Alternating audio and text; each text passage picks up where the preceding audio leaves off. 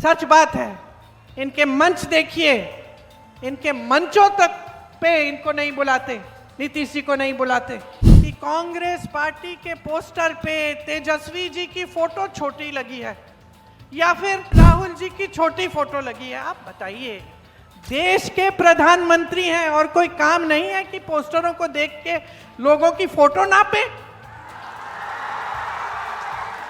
हर जगह जाके कहते हैं कि वो विपक्ष के नेता अपमान कर रहे हैं।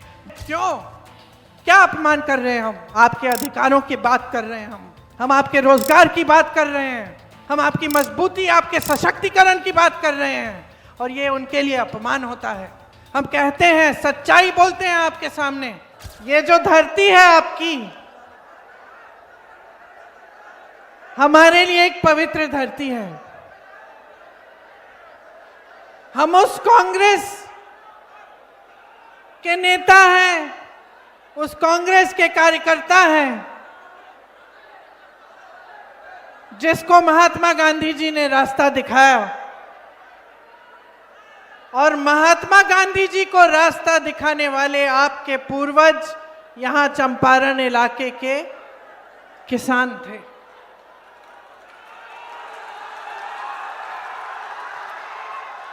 तो मैं जब बिहार आती हूं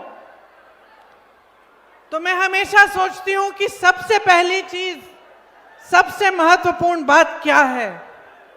सबसे महत्वपूर्ण बात यह है कि आपको इस देश के निर्माण में अपनी भागीदारी, अपना अस्तित्व समझना पड़ेगा।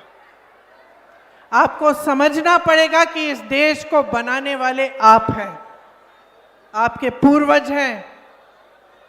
आप सोचिए, उतने साल पहले, दशकों पहले, जब ना मोबाइल फोन होता था, ना टीवी होता था, यहाँ के रास्ते भी पक्के नहीं थे, उस समय आपके पूर्वजों ने आंदोलन किया। एक समस्या थी यहाँ, उन्होंने आंदोलन किया, और ऐसा आंदोलन किया कि उस आंदोलन की बात महात्मा गांधी जी तक पहुंची। और फिर महात्मा गांधी जी यहाँ आए, और यहाँ आकर उन्होंने जब देखा कि कैसी समस्या है, किस तरह से यहाँ के किसान इतने महान बड़े साम्राज्य से लड़ाई कर रहे हैं, खड़े हैं, अपने अधिकारों की लड़ाई लड़ रहे हैं, तब उनसे महात्मा गांधी जी प्रेरित हुए और इस देश में उन्होंने सत्याग्रह यहीं से शुरू किया, और यहीं से शुरुआत हुई हमारी आजादी की लड़ाई की। वह थे आपके पूर्वज, वह है ये धरती जिसे पूरा देश नमन करती है। लेकिन आज आपकी परिस्थिति क्या है, मुझसे अच्छी तरह आप जानते हो। ये वही धरती है जहां की शिक्षा व्यवस्था इतनी अच्छी होती थी कि बड़े बड़े आईएएस के अफसर, बड़े बड़े आईपीएस, आईएफएस यहां से आते थे। ये वही धरती है जहां बड़े बड़े कारखाने लगवाए गए थे, उनकी स्थापना हुई थी, बड़े बड़े पुल बने थे बिहार में एक जमाने में। आज ये हालत है कि 3 साल में 27 पुल गिरे हैं। यहाँ का विकास तेजी से हो रहा था, यहाँ के अच्छे अच्छे बड़े बड़े नेता थे, और आज आपकी परिस्थिति ये है कि आप संघर्ष कर रहे हैं अपनी रोजी रोटी को कमाने के लिए। आज परिस्थिति ये है कि यहाँ की आधी आबादी पलायन करके बाहर अलग अलग प्रदेशों में अपनी रोजी रोटी कमाने जाती है। आप सब यहाँ नौजवान खड़े हो, बताओ, 20 सालों से एनडीए की सरकार चल रही है, आपको रोजगार मिला है? हाथ ऊपर करो, किस किस को रोजगार मिला है? पलायन करके जाना पड़ता है रोजगार लेने के लिए। और पलायन का मतलब क्या है, किसी ने पूछा? ये बड़े बड़े नेता, मोदी जी जो आते हैं, अमित शाह जी आते हैं, यहाँ पे आपको बड़े लंबे भाषण देते हैं। आपसे पूछा कि आप कैसे गुजारा कर रहे हो? आपसे पूछा कि जब आप पलायन करके जाते हो, अपने परिवारों को यहाँ छोड़ के जाते हो, अपने बच्चों को नहीं देख पाते, अपनी बीवियां को छोड़ के जाते हो, दूर किसी शहर में जाकर कहीं एक कमरा ढूंढते हो जिसमें 8-10 और लोग तुम्हारे साथ रहते हैं, और जहां पे भी नौकरी मिलती है, रोजगार मिलता है, चाहे कुछ भी वेतन हो, चाहे कैसा भी हो, कर लेते हो, क्योंकि कमाना है, घर कुछ पैसा भेजना है। क्या क्या सहते हो शहरों में, अपमान किया जाता है तो वो भी पी जाते हो, वो भी सह लेते हो। संघर्ष करने की आदत हो गई है, अपमान सहने की आदत हो गई है कि नहीं? कोई पूछने वाला नहीं है। बड़े बड़े शहरों में कोई अपना नहीं होता, अपने तो सारे यहां होते हैं। और फिर भी तरह तरह संघर्ष करके, चाहे शिक्षित हो, चाहे कितनी भी डिग्री हाथ में है, फिर भी कोई मजदूरी का रोजगार कर रहा है, कोई माली बन गया है, कहीं कोई छोटा मोटा जो जॉब मिल रहा है वो कर रहा है। ये परिस्थिति है आज। यहां पर बिहार में खेती किसानी से कमाई नहीं हो पाती। एक जमाने में खेती किसानी से कमाई हो जाती थी, बाहर जाना नहीं पड़ता था, रोजगार मिल जाता था, आप रोजगार बना भी लेते थे, खेत पे मजदूरी मिल जाती थी, जिसका खेत था वो कमा लेता था। आज परिस्थिति ये है कि खेती किसानी के सारे सामान महंगे हो चुके हैं, और ट्रैक्टरों पे टैक्स, तेल महंगा है, खाद नहीं मिलती, खाद का वितरण सही समय पे नहीं होता, जो सहायता आपको सरकार से मिलनी चाहिए, उपज का सही दाम नहीं मिलता, न्यूनतम समर्थन मूल्य नहीं मिलता, तो खेती किसानी से कमाई नहीं होती। बड़े बड़े कारखाने, बड़े बड़े उद्योग लगे रहते थे। यहाँ भी मैंने सुना एक जमाने में चीनी का मिल होता था, यहाँ गन्ना की खेती होती थी, यहीं पे बिक जाता था। आज आपको यूपी जाकर बेचना पड़ता है, क्योंकि यहाँ के उद्योग ठप हो गए हैं और नए उद्योग किसी ने लगाए नहीं।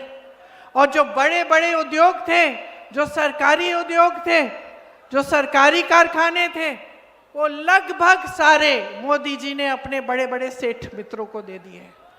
सब बड़े सेठों के हाथ में सौंप दिया है।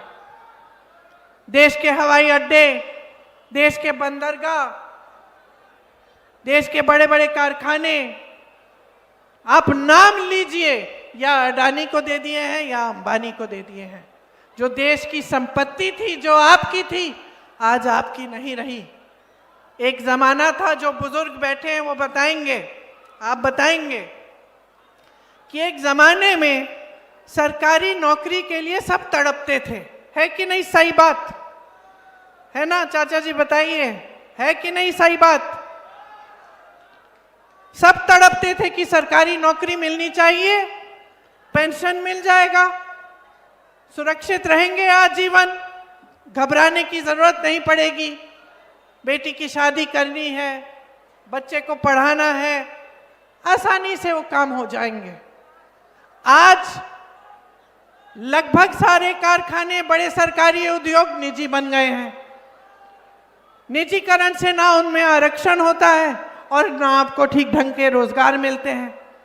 ऊपर से जो पुराना पेंशन था उसको इन्होंने बदल डाला, तो अब जो पुराने पेंशन से जो सुविधा मिलती थी, जो सुरक्षा मिलती थी, वो भी चली गई। आज किसी भी सरकारी अधिकारी से, किसी भी सरकारी कर्मचारी से पूछो तो सबसे पहले कहेगा कि यही समस्या है कि हमें अपना पुराना पेंशन चाहिए। उसकी भी कोई सुनवाई नहीं है। एक जमाने में आपको रोजगार खेती किसानी से मिलता था, आज नहीं मिलता। बड़े बड़े कारखानों से मिलता था, आज नहीं मिलता। चलो छोटे दुकानदारों को से या छोटी व्यापार करने से मिल जाता था, कमाई हो जाती थी।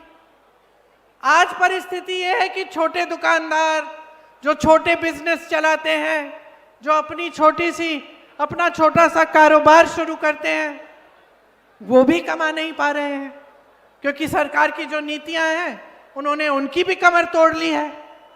तो बचा क्या है? आज देश में, बिहार में बचा क्या है? इन्होंने छोड़ा क्या? जहां देखो भ्रष्टाचार है। जितने भी ठेके हैं उनमें कोई ना कोई पैसे खा रहा है।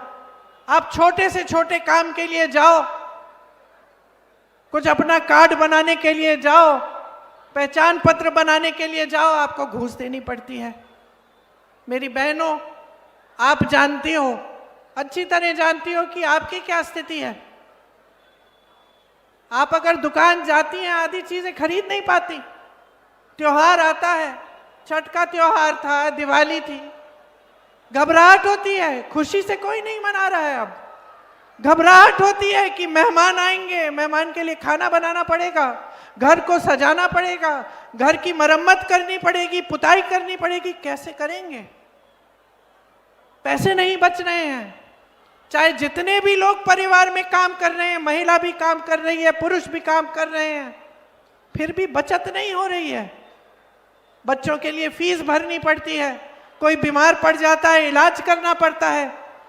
इलाज करने के लिए किसी न किसी तरह पैसे इकट्ठे करने पड़ते हैं। सरकारी अस्पताल ठीक से चल नहीं रहे हैं, निजी करना पड़ता है। निजी डॉक्टर के पास जाओगे, खूब फीस भरनी पड़ती है, पैसा खर्चना पड़ता है। बच्चा बड़ा हो गया है, उसके भविष्य के लिए आप कुछ तरक्की चाहते हो, और छोटा सा छोटा, जितना भी छोटा परिवार हो, जितना भी गरीब परिवार हो, जितने दूर दराज इलाके के गांव में आप गरीब से गरीब परिवार से पूछो, आज उस माता पिता कहेंगे हम अपने बच्चों को पढ़ाना चाहते हैं। हम नहीं चाहते कि हमारे बच्चे हमारी तरह संघर्ष करें। क्यों बहन, ठीक बात है कि नहीं? आप चाहती हो कि आपकी बेटी, आपका बेटा थोड़ा आपसे आगे बढ़े। हम सब चाहते हैं, जितने भी माँ बाप हैं सब चाहते हैं। तो जो भी तरीका हो, कैसे भी पैसे इकट्ठे करके, बच्चों की फीस भर के, ट्यूशन करा के, उससे पेपर दिलवाते हैं नौकरी के लिए कि कहीं अच्छी जगह मिल जाएगी। फिर क्या होता है? और घोटाला, पेपर लीक हो जाता है। तो बच्चा बेचारा सालों पढ़ता है, ट्यूशन जाता है, माँ बाप संघर्ष करके उसकी फीस इकट्ठी करते हैं, पेपर लीक हो जाता है। वो बच्चा कहीं का नहीं रहता। उसने सारा संघर्ष किया, उसने सारे इम्तिहान दे दिए और इंतजार कर रहा है। और इसमें सबसे बड़ी संकट क्या होती है? मैं यूपी में काम करती थी, वहां के नौजवानों ने मुझे बताया, हम 27-28 साल के हो गए हैं दीदी, हमने पेपर 2-3 बार दे दिया, 2-3 बार लीक हो गया, लेकिन हम सोचते हैं चलो हमने पेपर दे दिया, एक ना एक दिन तो नियुक्ति हो जाएगी, तो फिर हम किसी और काम में लगते नहीं हैं, इंतजार करते हैं। और इंतजार करते करते करते करते 28 साल के हो गए हैं, 29 साल के हो गए हैं, ना शादी हो पा रही है, ना नौकरी मिल रही है, ना नियुक्तियां हो रही हैं। तो हम कहीं के नहीं रहे, हमारी तो जवानी ही बर्बाद हो गई है। ये स्थिति है यूपी में भी, बिहार में भी। तो जहां जहां देख रहे हो वहां अंधकार ही अंधकार दिख रहा है। मेरी बहनें सुबह से शाम तक खेतों में काम करती हैं, जिसका छोटा मोटा जॉब है वो जॉब भी कर लेती हैं। लेकिन घर आके, बहनें आप घर आके लेटती तो नहीं हो, सो जाती नहीं हो। आप घर आती हो, आप देखते हो कि सबने खाना खाया है, माँ बाप है घर में, अगर पिताजी के, अगर आपके पति के माँ बाप हैं घर में, ससुर है, तो आप वो भी देखोगे कि उन्होंने अच्छी तरह से खाना खाया, कि सब ठीक ठाक है, उनकी तबीयत ठीक है कि नहीं। अगर नहीं है तो देखभाल भी आप करेंगी। बच्चे हैं छोटे छोटे, बच्चों की परवरिश भी आप करोगी। तो आप तो आखिर में सोओगी, सबने खाना खा लिया तभी खाना खाओगी। यह है आपका संघर्ष। किसी ने पूछा है आपको? कोई संघर्ष समझा है आपका? चुनाव आ रहा है तो समझने लग गए। चुनाव आ रहा है तो चुनाव के 1 हफ्ते पहले आपको 10,000 रुपए भेज रहे हैं। 20 सालों से भेजे आपको? भेजे? 20 सालों से रोजगार की बात की,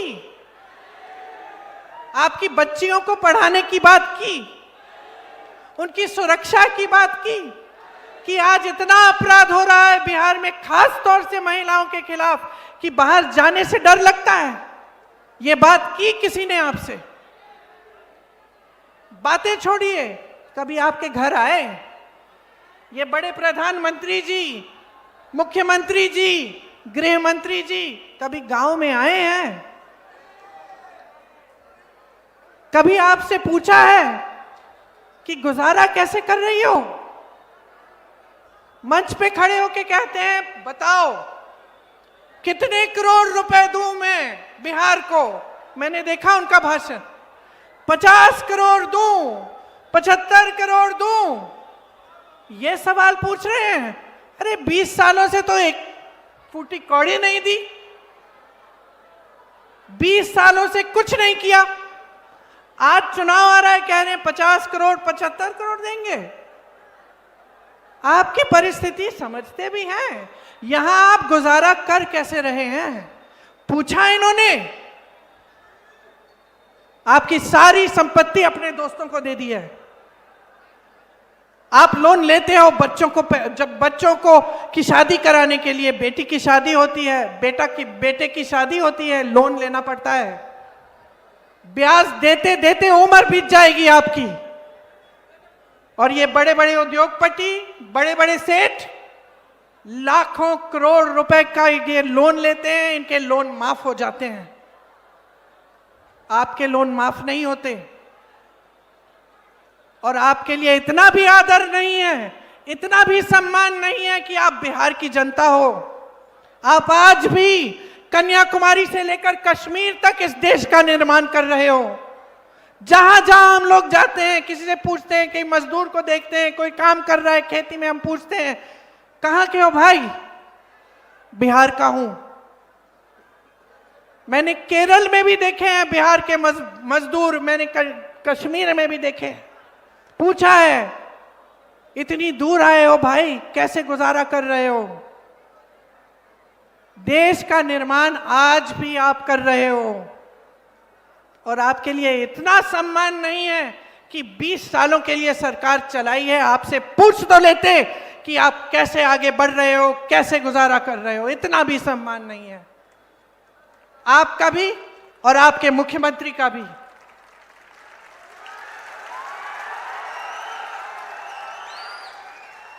आपने कहा प्रमोद जी कि यहाँ की सरकार दिल्ली से चल रही है, सच बात है। इनके मंच देखिए, इनके मंचों तक पे इनको नहीं बुलाते, नीतीश जी को नहीं बुलाते।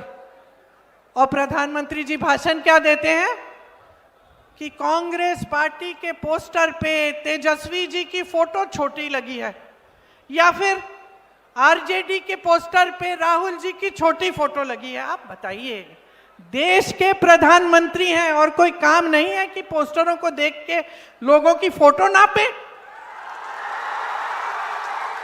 देश के प्रधानमंत्री हैं, हर जगह जाके कहते हैं कि वो विपक्ष के नेता अपमान कर रहे हैं। बंगाल में अपमान किया, केरल में अपमान किया, यहां आकर बिहार में कहते हैं कि हम आपका अपमान कर रहे हैं। क्यों?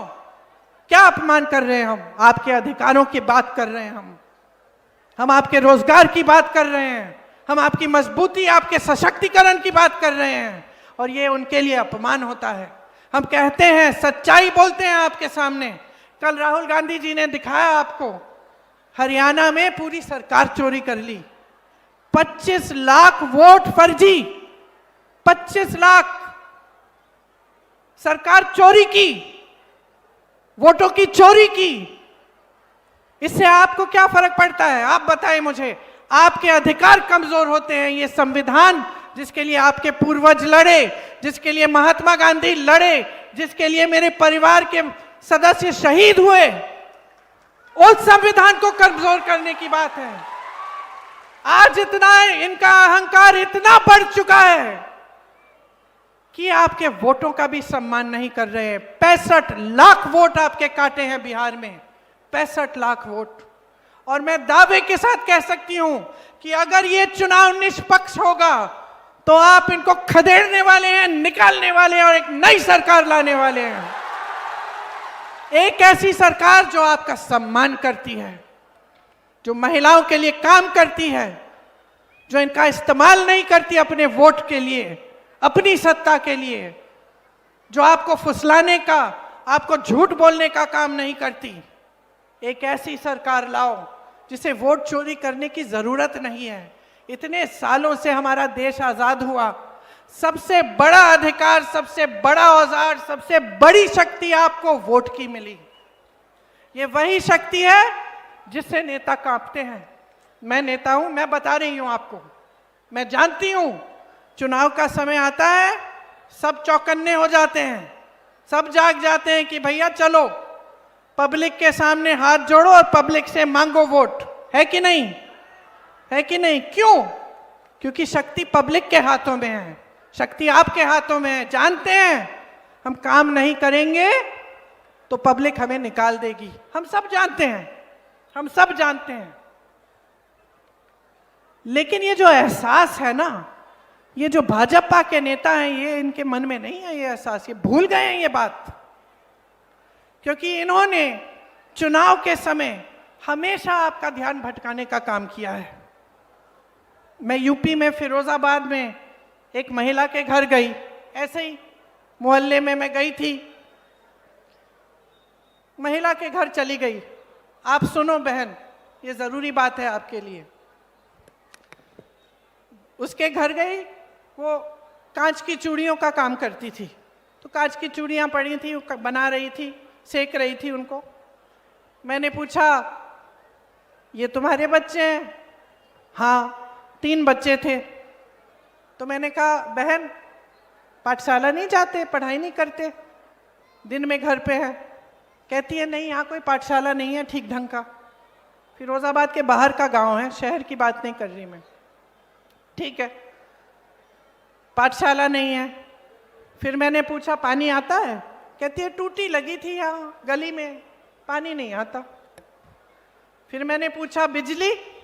कहती है खंबा लगा था कुछ सालों पहले, बिजली नहीं आती, 1-2 घंटे आ जाती है, उसी में काम चला लेते हैं। मैंने पूछा कि भाई विधायक को फिर से जिताओगी? कौन सी पार्टी का है? कहा भाजपा का है। मैंने कहा फिर से जिताओगी? कहती है फिर से जिताऊंगी। मैंने पूछा क्यों? कहती है क्योंकि ये ना भाजपा के जो कार्यकर्ता हैं, ये हमारे घर आए थे, हमारे साथ प्रार्थना की, हमारे साथ दुर्दुरिया किया और हमसे शपथ खिलवाए हैं कि हम धर्म के नाम पर इनको वोट देंगे।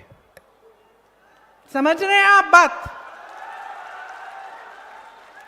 काम पे नहीं, न पानी था, न बिजली था, न पाठशाला था, कुछ नहीं था। इतने सालों से उस विधायक ने कुछ किया ही नहीं था, लेकिन उसको यह एहसास था कि चुनाव के समय में जाऊंगा, धर्म की बात करूंगा, जज्बातों की बात करूंगा, मुझे वोट मिल जाएगा।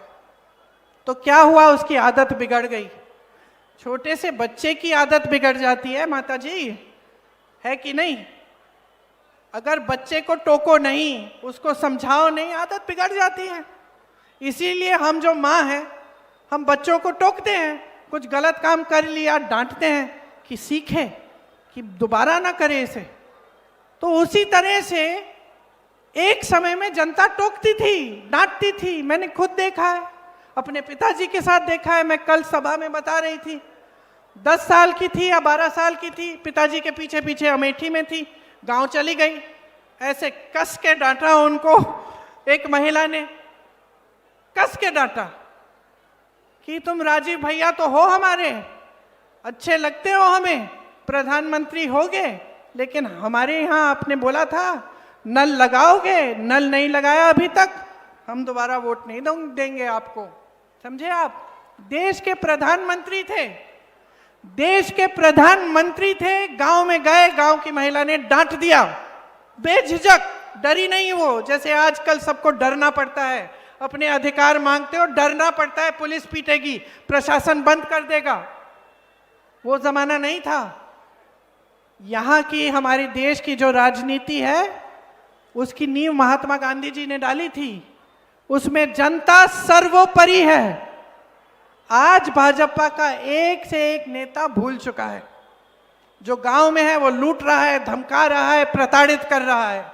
जो शहर में है वही काम कर रहा है, माफिया बने बैठा है। और जो दिल्ली में है वो सिर्फ अपनी आवाज सुनना चाहते हैं, सिर्फ अपना चेहरा चमकाना चाहते हैं। अपने बड़े बड़े उद्योगपति मित्रों के साथ उनकी शादियों में जाएंगे, उनके साथ खड़े रहेंगे, कभी आपके गांव ना आएंगे, कभी आपकी परिस्थिति, आपके हालात पूछेंगे, कभी नहीं। और आदत आपने बिगाड़ी है। आज आपके सामने पूरी सच्चाई है। चुनाव चोरी कर रहे हैं, आपके वोट रद्द कर रहे हैं, खत्म कर रहे हैं। आप चुप बैठे हो? आप चुप बैठोगे? पूछना चाहती हूं मैं आपसे, बताओ, चुप बैठोगे? अपनी शक्ति दिखाओ। आपके सामने तो बड़े बड़े नेता झुके हैं। जवाहरलाल नेहरू, इंदिरा गांधी, राजीव गांधी, तमाम नेता, अटल बिहारी वाजपेयी, इनके भी नेता आपके सामने झुकते थे। और आज ऐसे नेता जिनका इतना अहंकार हो गया है कि आपके लिए 20 सालों से कुछ नहीं किया, आपके सामने आके कहते हैं आपको 10,000 रुपए भेज देंगे, वोट दे देना। आपके सामने आकर चुनाव के समय कहते हैं कि हम 50 करोड़ रुपए, 75 करोड़ रुपए आपको पकड़ा देंगे। बोल दीजिए इनको नहीं चाहिए, इनका घूस बोल दीजिए। और बहने 10,000 लेने तो ले लो, रख लो, उसका कुछ अच्छा कर लो अपने परिवार के लिए। लेकिन ये समझ लो कि वोट इस धरती के लिए, ये हमारी माता है, इस देश के लिए, अपने बच्चों के भविष्य के लिए, अपने लिए, अपने परिवारों के लिए डलना चाहिए। जो विकास करेगा, जो काम करेगा, जो आपको सम्मान देगा, जो आपकी परिस्थितियों को समझेगा, उसको दो अपना वोट। ये प्रधानमंत्री मोदी जी अपने ही संसदीय क्षेत्र वाराणसी में किसी गांव में गए हों तो बताइए। वहां मैं दूर दराज इलाकों में जाती हूं। उत्तर प्रदेश के सोनभद्र इलाके में मैं गई, एक दूर गांव था। बैठी चारपाई थी, एक महिला निकली, बुजुर्ग महिला थी, और उसने मुझे क्या कहा? कहा बेटी तुम्हारी दादी जी आई थी, मैंने खीर खिलाया था। इंदिरा जी उस समय इतनी दूर गई थी, गांव के अंदर गई थी, खीर खाई थी किसी के घर में। कभी मोदी जी का सुना है? अमित शाह जी का सुना है? एक फोटो देखी मैंने, किसी के घर खाना खा रहे थे, मैं देख रही थी, थालियां बड़ी चमक रही हैं। अपनी थाली लाके, अपनी थाली लाके, अपना खाना लाके बैठ के खा रहे हैं। क्यों? आपके घरों से नहीं खाएंगे? क्यों? ये है नेता, इनकी असलियत ये है इनकी असलियत कि कुछ काम न करते हुए इतना अहंकार इनका बढ़ गया है कि ये सोचते हैं कि पूरी दुनिया, पूरी देश की जो पब्लिक है उसको बेवकूफ बना बना के वोट चोरी कर करके ये बार बार सत्ता में आएंगे। और इनको सिर्फ एक चीज दिखती है, अपनी सत्ता, और कुछ नहीं दिखता। आपकी भलाई नहीं दिखती, आपका संघर्ष नहीं दिखता, आप खून पसीना बहा रहे हो खेतों में, ये नहीं दिखता। मेरी बहनें कितना संघर्ष कर रही हैं, ये नहीं दिखता। सिर्फ अपना ही चेहरा दिखता है। अच्छी तरह चमकना चाहिए, टीवी पे छाना चाहिए, बड़े बड़े पोस्टरों पे आना चाहिए, और सबको ये बताएं कि हम कितने महान हैं, हमने इस देश को महान बनाया है। बस यही। तो देखिए, आपकी जो असलियत है ना, आपको जरूरत नहीं है कि कोई बड़े शहर से कोई नेता आए, चाहे वो कांग्रेस की मेरे जैसे हो, कि आपको बताए कि देखो ये तुम्हारी परिस्थिति है। मेरे से अच्छा आप जानते हो, बहनों आप जानते हो, भाइयों आप जानते हो किस तरह से जब आप सुबह उठते हो तो घबराहट होती है कि क्या पता आज कमा पाएंगे कि नहीं, बच्चे की फीस भर पाएंगे कि नहीं, किसी का इलाज कराना है कर पाएंगे कि नहीं। ये आप जानते हो, ये आप जानते हो। तो मैं आपसे कहना चाहती हूं कि अपना ध्यान मत भटकाओ। हमारी पुरानी परंपरा रही है हिंदू धर्म की। आपको याद है अर्जुन की कहानी? याद है महाभारत में किस तरह से जब अर्जुन ने वो तीर मारी तो उसको और कुछ नहीं दिखा, उनको सिर्फ मछली की आंख दिखी और कुछ नहीं दिखा, इधर उधर उनका ध्यान नहीं गया। आपकी मछली की आंख जो है ना, वो आपका भविष्य है, आपका विकास है। उसी को देखो, उसी को देखो, ध्यान मत भटकाओ। ये सब बातें जो करते हैं फिजूल की, कि हम ये दे रहे हैं, वो दे रहे हैं, ऐसा कर रहे हैं, वैसा कर रहे हैं, ये फिजूल की बातें हैं। क्या किया है उसको देखो, असलियत को पहचानो, सच्चाई को पहचानो और उस सच्चाई पर अपने वोट को आधारित करो। ये वोट जो है एक बहुत बड़ी जिम्मेदारी है। आज आधी बिहार की जनता वोट डालने गई है। मैं जानती हूं कि महागठबंधन को ही देंगे। मैं इसलिए जानती हूं क्योंकि आज देखिए, यहां की जो जनता है ना, सबसे ज्यादा विवेक आप में है, सबसे ज्यादा राजनीतिक समझ मैं कहूंगी यूपी की जनता और बिहार की जनता में है। आज आप समझ गए हो, आपने सच्चाई देख ली है, आपने परख लिया है, मौका भी दिया, मौका दिया आपने। उस समय आपका विवेक था, उस समय आपने समझा ठीक है बदलाव लाते हैं, मौका देते हैं, देखते हैं ये लोग क्या करते हैं। अब देख लिया ना, 20 साल गुजर गए ना, 20 साल मतलब एक नौजवान की उम्र गुजर गई। 20 साल गुजर गए, वहीं के वहीं हो। तरक्की हुई है आपकी? हुई है तरक्की? कोई बताए भाई किसी की तरक्की हुई है? नहीं हुई है। तो अब समझ लो, आप देखो तेलंगाना में, कर्नाटका में कांग्रेस की सरकारें हैं, क्या कर रही हैं। अब मैं यहाँ पे मंच पे भाषण दे रही हूँ, मैं आपको बताने वाली हूँ अभी कि महागठबंधन आपके लिए क्या करना चाहता है। तो जब मैं बोल रही हूँ तो आपको आकलन करना चाहिए कि कहीं ये भी ऐसे ही बोल के ना चली जाएं। पता करते हैं, हम सोचते हैं, पता करते हैं कि भाई जहां जहां इनकी सरकारें हैं ऐसे काम हो रहे हैं कि नहीं, खुद पता करो।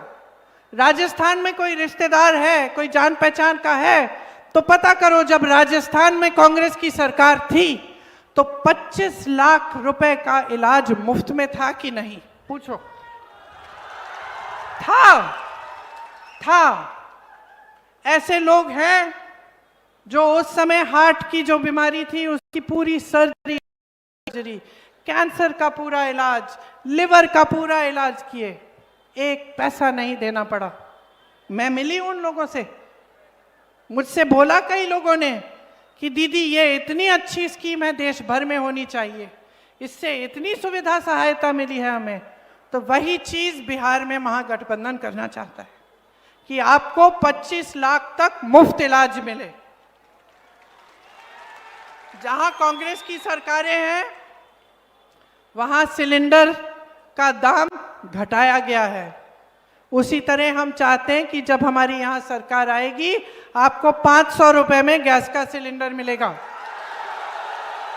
अब आप कहोगी कि ये बात तो हमने पहले भी सुनी है, आप कहोगी कि पिछले चुनाव में भी भाजपा वाले भी कह रहे थे, कुछ नहीं हुआ। तो मैं कह रही हूं कि तेलंगाना में पता करो, कर्नाटका में पता करो, क्या सिलेंडर के दाम कम हुए कि नहीं हुए, क्या महिलाओं को हर महीने पैसे मिल रहे हैं कि नहीं मिल रहे हैं। 2500 रुपए प्रति माह हम गरीब महिलाओं को देना चाहते हैं, सीधे आपके खाते में, सीधे आपके खाते में। जो गरीब परिवार हैं उनके लिए 3 से 5 डेसिमल जमीन या एक मकान हम आपको देना चाहते हैं, और वो जो जमीन होगी वो भी जो महिला है परिवार में उसके नाम की जाएगी।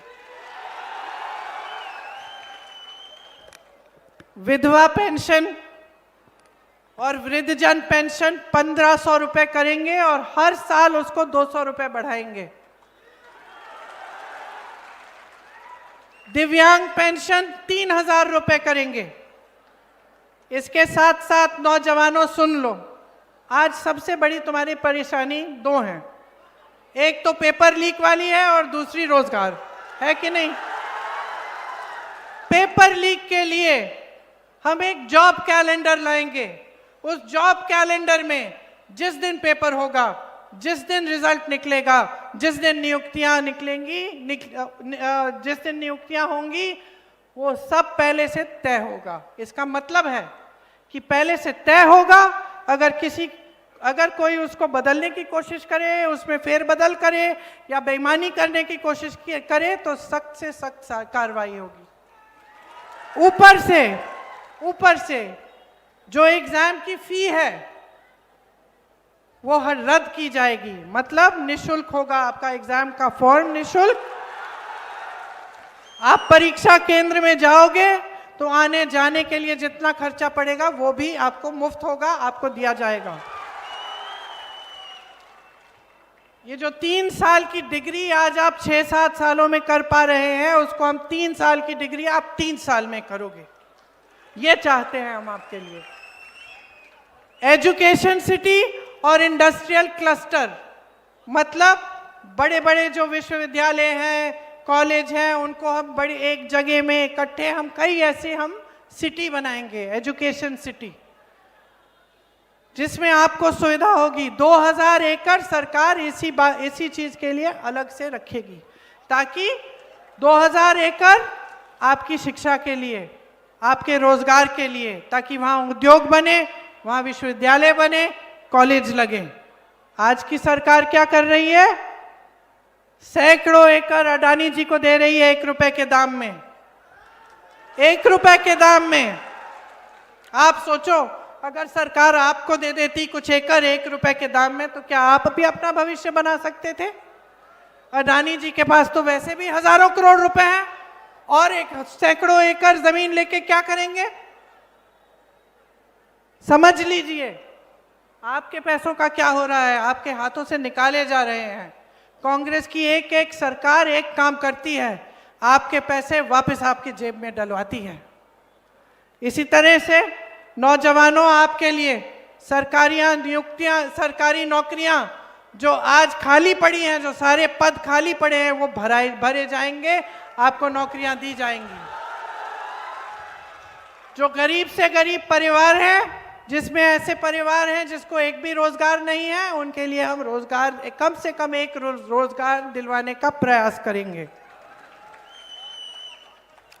और भी हैं, पढ़ के सुनाती हूँ। सरकारी जो कर्मचारी हैं वो सुन लें, आपका ओपीएस आपको मिलेगा, पुराना पेंशन आपको मिलेगा। संविदा कर्मियों और आउटसोर्सिंग पर कार्यरत कर्मचारियों को स्थायी बनाया जाएगा, मतलब आपको स्थायी नौकरी दिलवाई जाएगी। और मेरी बहनें, आप में से जो, अच्छा उस पर आप वापस आती हूँ, मैं पहले मैं नौकरियों का बता देती हूँ।